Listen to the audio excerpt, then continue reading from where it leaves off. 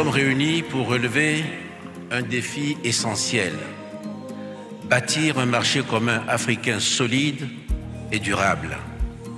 L'enjeu pour moi est clair: construire un marché commun africain qui respecte la diversité de nos économies tout en renforçant notre souveraineté collective.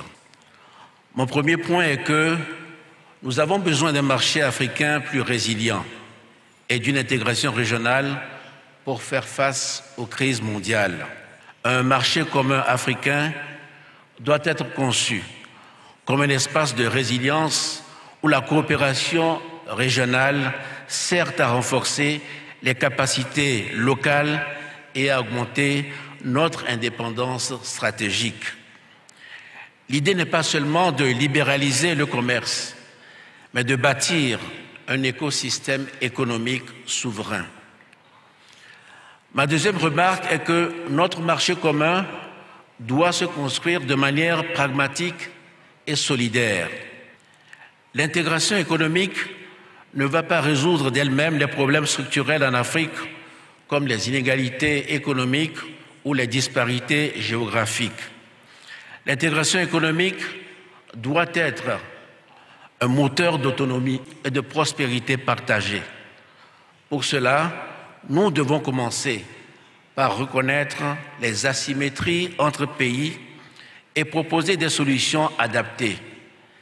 Typiquement, le chemin vers l'intégration ne se fera pas de la même façon pour les petites économies africaines et pour les grandes.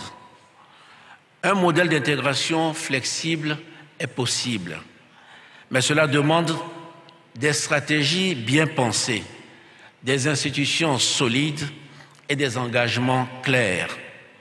Mon dernier point est que ce sont justement ces infrastructures qui doivent être le socle de notre souveraineté économique.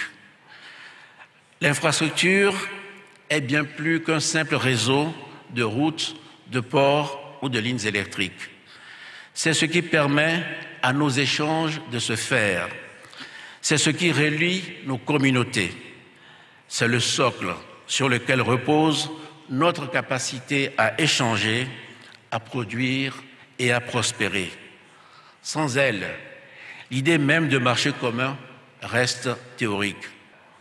De la même manière, investir dans une infrastructure digitale régionale peut être une clé stratégique pour le marché commun africain.